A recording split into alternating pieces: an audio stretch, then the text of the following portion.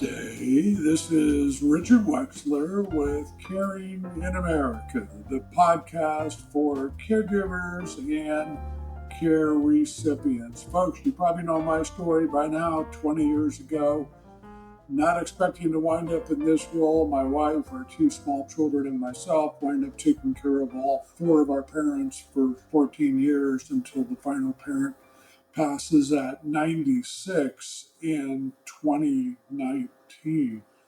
Started this podcast a couple of years ago. Earlier this year in 25, launched our new nonprofit foundation, A Plan to Age, really trying to get folks to understand why they should plan, unlike my wife and myself, before older loved ones, parents, in-laws, grandparents get sick, fall, etc. So we have a special guest today, Steve Mullen. Welcome to the show, Steve. Thanks for having me. I appreciate it. You're very welcome. So give me a little background on you. I know you and your wife Jennifer that co-hosts your podcast that I was fortunate to be on, which is Caregiving Gen X Style. Give us a little background about you guys and being caregivers yourself. Sure. So we've been producing the podcast for nearly 3 years. It's actually 3 years coming up in just a couple of weeks after we record this. But, it came about because of one particular summer where things kind of fell apart in terms of caregiving. It just all blew up at the same time. My mother-in-law had to have a pretty significant surgery. And just as she was starting to recover and get back to whatever normal was at that particular moment, my mother started having problems and had to have a pretty significant back surgery. In the end, she ended up losing control of her right leg and is in a wheelchair now. She can't walk anymore. And it all just kind of happened over the span of 3 or 4 months. And we were visiting my mother at rehab after her surgery, after she was out of the hospital. She was in the hospital for a month. But we decided to stop off at a sports bar after visiting her. And we were in a bad place. And we started day drinking. I'm not going to say I'm proud of it, but it happened. And what was born out of that visit to a sports bar was an idea that we should write a book, which then evolved into this podcast that we're now hosting called Caregiving Gen X Style. A lot of folks our age, I'm 55, my wife just turned 53. A lot of folks our age are dealing with caring for their elderly relatives, parents, uncles, aunts, neighbors, whatever. And we wanted to target it, excuse me, we wanted to target it at them. Now, our situation, basically, my mother-in-law is 85 years old. She lives, well, what we call typically independent-ish. She gets a lot of help from my wife. She gets a lot of help from her son, who's also lives locally. But lately, actually, she just got out of the hospital a few weeks back, and they're with her 24/7 at this particular moment because she's pretty weak after being in the hospital. My mother is in assisted living. She's in a really good one. Took us going to a really bad one to understand what moving to a really good one was. And my mother's also 85. And this is where we are. We deal with an awful lot of things that come with caregiving.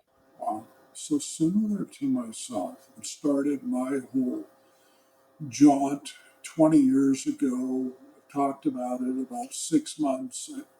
6 months into that, lead what I was doing in software, start my first company, Points of Life, start reading everything that I'm asked to go out there and start educating. And similar, yeah, we had four parents, but somewhat similar to you folks too. It doesn't sound like you were prepared when this happened to both moms. Am I correct or incorrect? Well, with my mother-in-law, she has pretty severe rheumatoid arthritis. And thankfully these days there are medicines that can help with that. However, she's in pain a good chunk of the time, and she has been for a very long time. My wife and I actually just celebrated our 30th anniversary And Congratulations. thank you.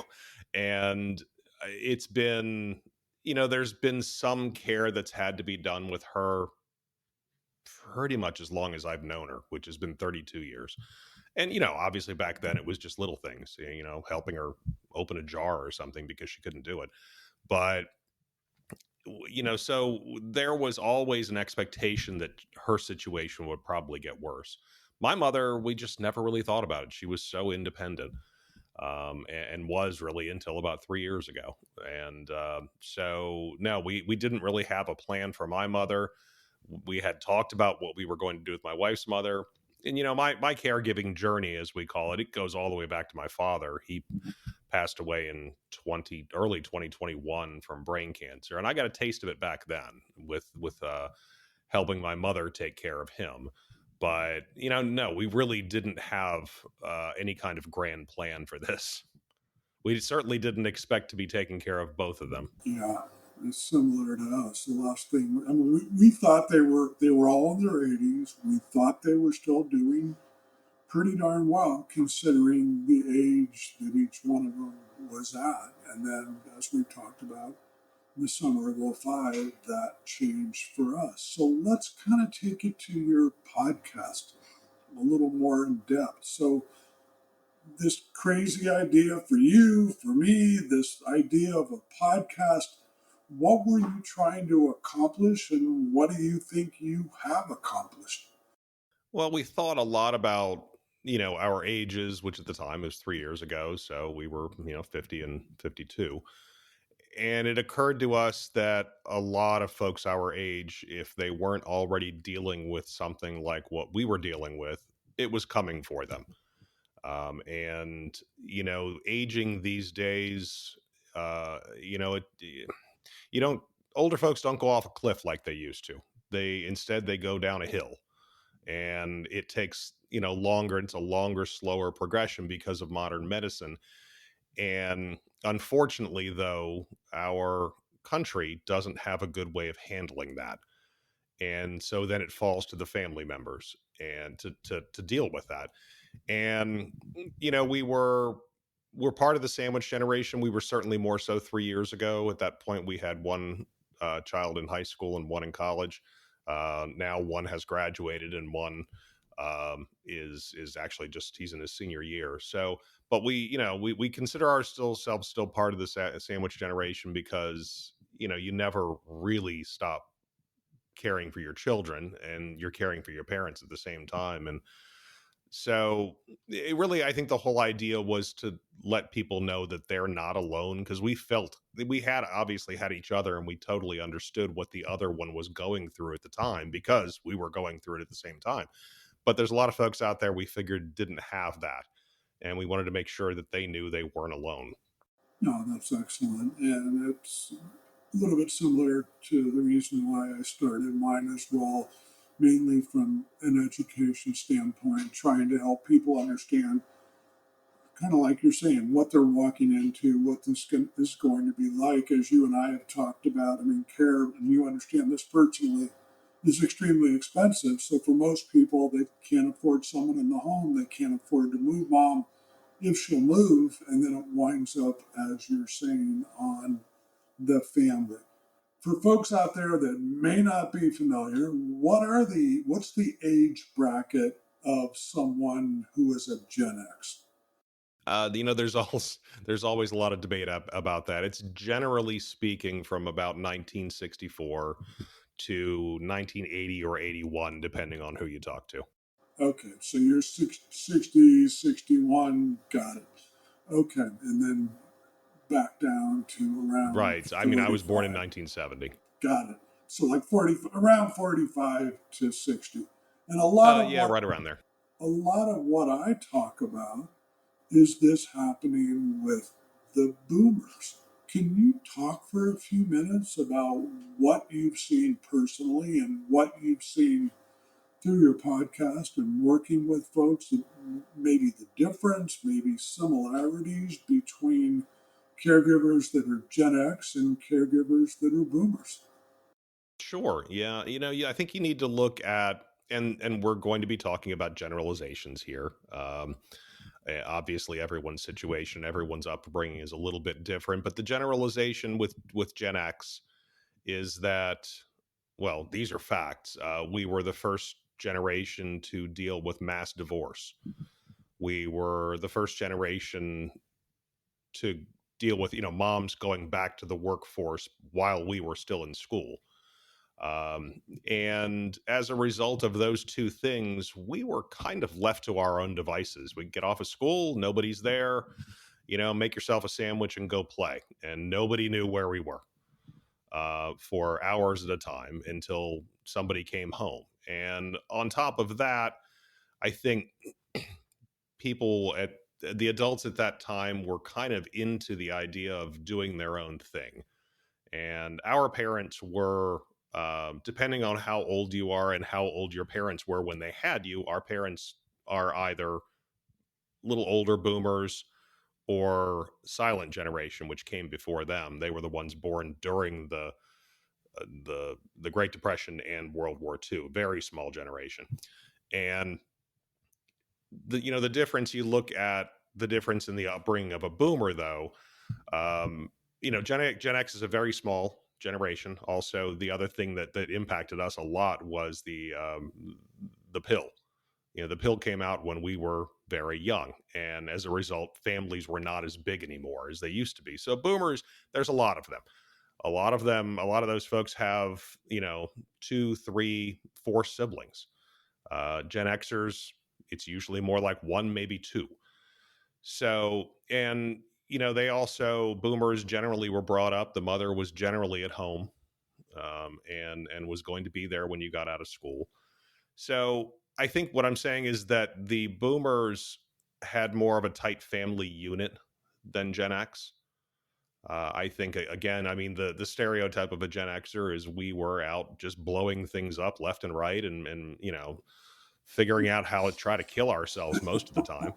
Wow. And I know the boomers, obviously they had a lot of independence as well, because neither of us had phones or anything like that at that point, cell phones. We couldn't be tracked, nobody knew where we were. But I think the difference is that the family unit was a whole lot more intact for the boomers. And so, and I think that, that brings up a whole lot of issues with caregiving. There are an awful lot of Gen Xers out there who, when it comes time to take care of their parents, they think, well, they weren't around for me. I had to take care of myself. Why should I deal with them? And it is a big problem. And I don't think you saw that so much with the boomers. I mean, obviously, these are generalizations. There were boomers that had terrible parents, just the same as Gen Xers had really great parents. But looking at it across a generation, that's kind of the way I look at it. That's really interesting. Obviously, I am a boomer, 72, and what you're saying is completely true. My upbringing and most of my friends, mom was home. We disappeared too. I mean, Saturday morning, we would say, see you, I'll walk out of the house at 8 a.m. She'd look at you and go, be home in time for dinner, and you'd figure out some place to scrounge up some lunch. And then obviously, we normally came home filthy. But I understand what you were talking about, possibly that closer family unit, the boomers having more siblings, taking care of their moms and dads. Hadn't really thought about what you're just saying with Gen X and maybe their psychological feelings based on the way they were raised.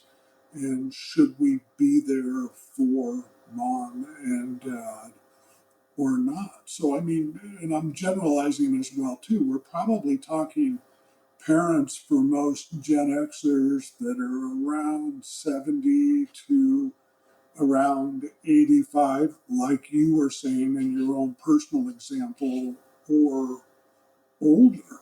Am I right in that those age brackets, Steve?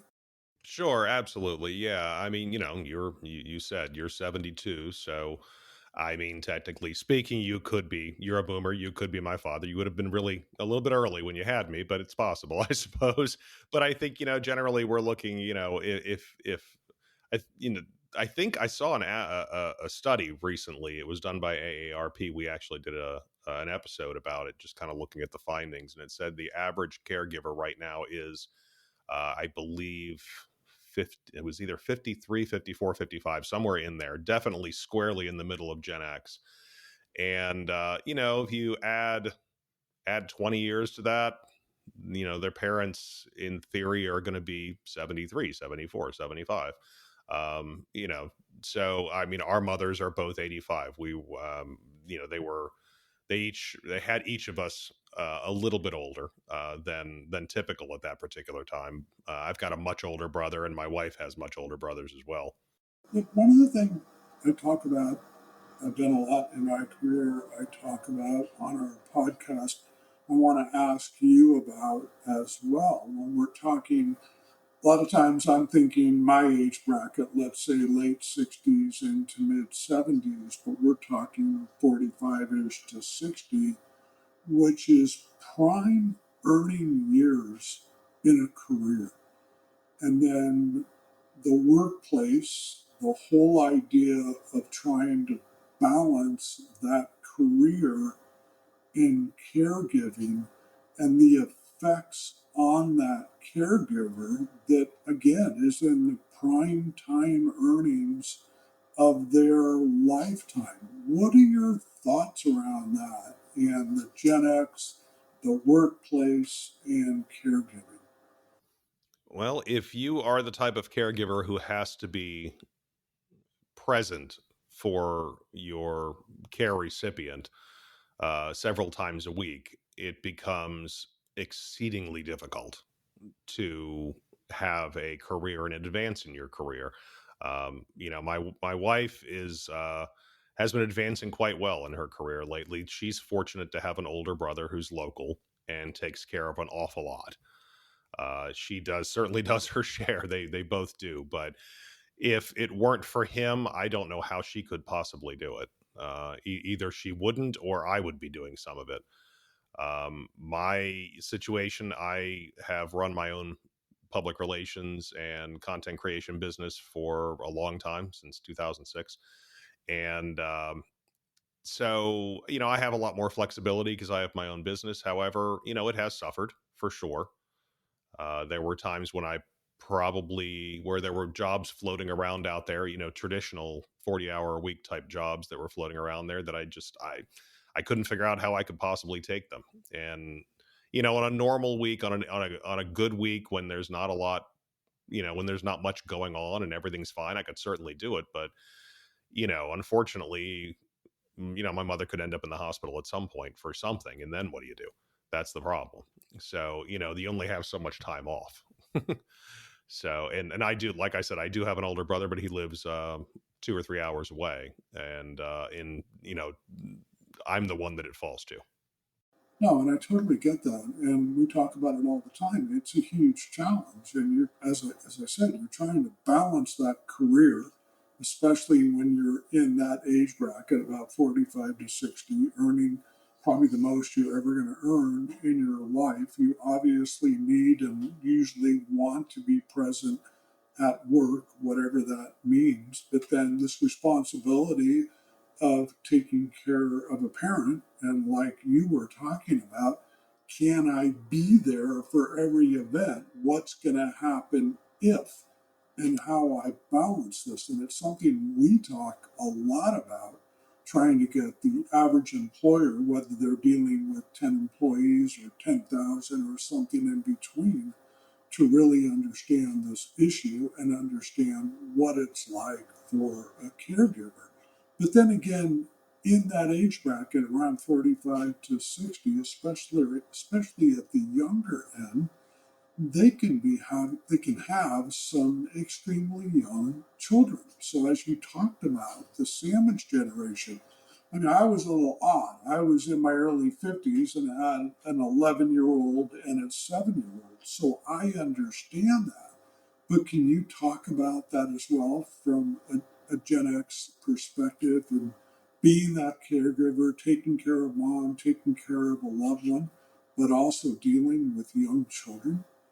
Oh, it's tough. One of my favorite stories that illustrates that is, So when my mother's when her leg stopped working, basically, it was the result of a spinal cord compression. Her back slipped and it just pinched her spinal cord. So at the time, my wife and I were at the time that it happened. My wife and I were actually on vacation for our anniversary. This sort of thing tends to happen, and I managed to get my brother to come down and take care of her until I could get back home. And I basically went home, you know, uh, dumped out my suitcase and loaded the suitcase back up, went over to stay with her. And a few days later was our actual anniversary. So my wife brought over dinner, takeout dinner, brought my son over. Our daughter was already in college at the time. He was about 17. And, after we finished up dinner, I was obviously going to stay over another night or two, or I can't remember how many more. But I said, "Oh, can you guys stay with mom? I have to run to the drugstore. I forgot to get something earlier." And our son piped up and said, "Well, can I come with you?" I said, "Well, sure, but why do you want to go to the drugstore?" And he said, "Well, I haven't seen you for a week and a half. We've been on vacation for 3 or 4 nights, and then I'd been there for another 3 or 4 nights." And and it just kind of hit me that sometimes you get so wrapped up in this caregiving stuff, you forget there are people back home who miss you. And I was fortunate to have a son who was old enough to totally understand why I needed to be there. But if he had been 6, 5, 4 years old, he would have been just kind of a mess. Where's daddy? So it, thankfully, this didn't really come up for us in a heavy, heavy way until our kids were a little bit older. Thank goodness. But I frankly cannot fathom how we could be doing this and dealing with things like soccer practice or play practice or gymnastics or whatever all at the same time and making sure the kids got their homework done. I can't quite figure out how people do it. And I know they do it because what we're dealing with now is on top of all of the things with Gen X is that we typically had kids later. And we my wife and I did. I think I was 32 when my son was born, which is a little bit late, but there's a lot of people having them well into their 30s or even around 40. And so then you're really dealing with the sandwich generation situation when your parents are older and need you more, but your kids are still in middle school.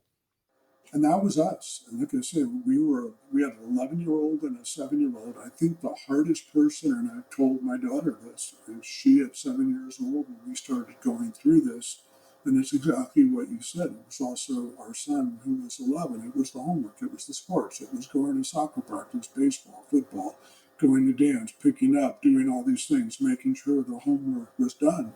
It was a lot of it, especially for our younger daughter, was who's going to pick her up from school while we're either trying to make a dollar or we're at mom and dad's taking care of them.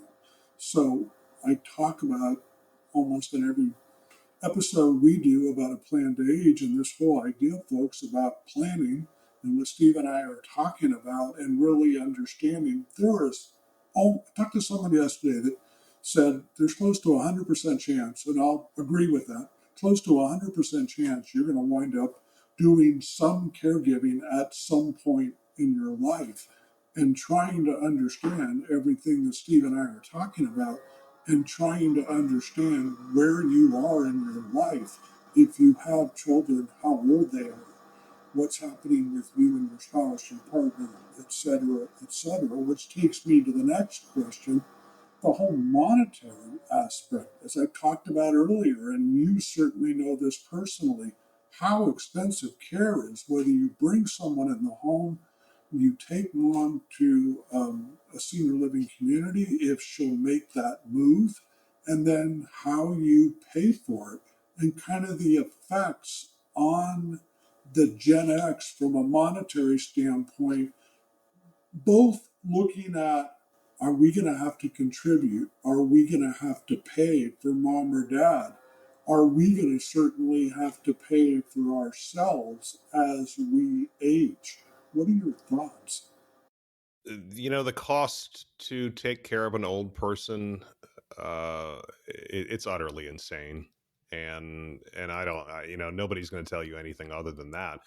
We have two very different situations in our family. My mother was left in very good shape by my father. He passed away when he was 62, a long time ago. He died pretty early, but he left her in very, very, very good shape. And her financial advisor over the years has done some very, very good work.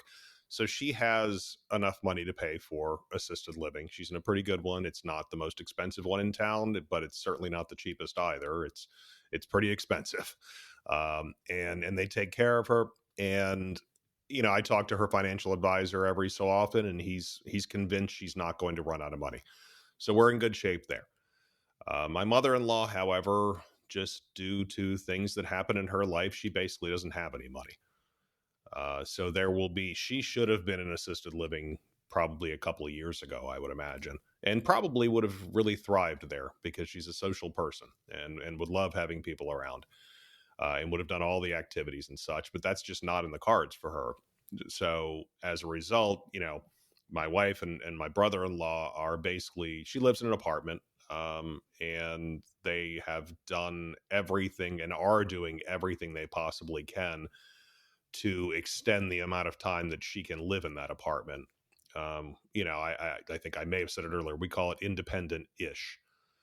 It's not really independent, but it's also not in a facility. And there's going to come a time down the road, not that far down the road, where a decision is going to have to be made. And we have there's a few options for her, and really none of them are all that great. So one of them is that she goes into a Medicaid nursing home, and those do not have a very good reputation. Another option is that she could possibly move in with my brother-in-law. And while I know he would do his absolute best, I mean, it presents its own set of issues, for him. Moving in with us is not really an option. We don't have a downstairs bedroom for her. We would have to do a lot of renovations and spend tens of thousands of dollars to make that happen, and I just don't think anybody wants that to happen. So, in terms of the monetary portion, I mean, we and my brother-in-law, and my wife does have another brother-in-law that lives 3 states away. There's money contributions there, and she is on Medicaid and housing assistance and such, and we do the best we can to let her live in a lifestyle that where she's comfortable and whatnot. But I don't know what the solution is to this. It's not the healthcare system for the elderly in this country is just not, it's not tenable. I don't know. It ends up bankrupting so many people just trying to keep their parents comfortable. And we just did a national conversation last week about the cost of care and how you pay for care. And folks, and as we get ready to wrap up, I mean, understanding what Steve's talking about, what I'm talking about, average cost in an assisted living around the country is $5,000 a month before you add the cost of care. On top of that, average cost to bring a professional in the home to take care of mom is $40 an hour. That's in most cities. You look at the larger cities around the country, you're talking 50 an hour. And then the number that's absolutely insane, when someone needs 24-hour care, and a lot of people do, and maybe you don't live close and can provide some of that care. At $40 an hour, it's a measly over 28,000 a month. And that's what I said, over 28,000 a month. And when Steve talks about it being insane, it is insane. So it's something, again, planning, talking about, understanding, what are you going to do with mom? What are you going to do with dad? What are you going to do with grandparents? Where are they going to live? How are they going to get the care that they need? There's a lot of thought that has to go into this, folks. As we get ready to wrap up, Steve, kind of the thoughts for the future.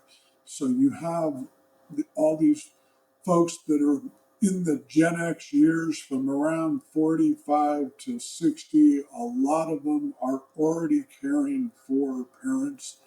a lot more will have that potential opportunity as their parents continue to age. What are your thoughts about looking into the future?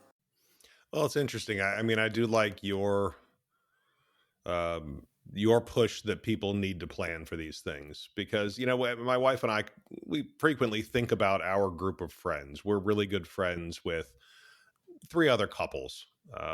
Two live out of state now, but one lives in our neighborhood. And of those three other couples, one of them, the husband, his parents are passed away now. His wife's father is still around, and he needs a good bit of help. But the other two couples, their parents are, completely independent, more or less. And I think we talk about them, and they're fortunate that their parents are able to take care of themselves still without much help, if any, from them. But we keep thinking, we don't know that they fully understand what's coming for them. One couple in particular, they both have both sets of parents still alive, and they're both, like I said, both sets are, particularly in this case, they are very independent. They can do anything they want. They go on cruises, they go on trips, they do this, they do that. They have their own homes. I don't know that they fully understand what's coming for them. They may think they do, and I don't. And if they hear this, I don't want to insult them at all. But I just think it's one of those things that you can't fully comprehend until you're in the middle of it. Just how much trouble, not trouble, how hard it is physically and emotionally, and in some cases monetarily, as we were talking about. I don't know that that's going to be a problem in this particular case with them, but I think just making sure you have the plan put together, or at least have thought about what would I do if, how will we handle it when, that sort of thing. Having a plan, as you say, is a really important thing, particularly if you're not in the middle of it yet. But if even if you are starting to get your things together, and it can make it easier down the road. No, and I totally agree with you, and I thank you for that. And I tell people, look, mom, dad may be doing great. They may live in a community. There may be a golf course. They golf multiple times a week. I tell people, mom trips over in the first tee box. Dad trips at the grocery store. Whatever it may be, something breaks, usually a hip. You have no idea the road that's going to take them down and you down as their loving children. So, as Steve's talking about, I understand, and my wife and I were probably in this same position. You don't want to talk about this, you don't want to think about this, but the words that Steve used, if, when, most of us are going to wind up with older loved ones that are going to need some care, a lot of care at some point in our lifetime. So, as we really get ready to wrap up, folks, please think about that four-letter word that most people hate called plan. You will plan vacations, you will plan so much. And I know you don't want to talk about this, but we really, really need to. So, Steve, if people want to access your podcast, where do they find it? Probably the best thing to do is either to just go on Google and search for Caregiving Gen X Style. Wherever you can get podcasts, whether it's Apple, Spotify, any place else, we're on all of them. So you can also search on there, and you'll find us as well. And we've got an episode coming out every other week. That is awesome. I want to thank you. Say hello to Jennifer. I wish you the best with both moms. And folks, as we always say, until we talk again, have yourself an awesome day.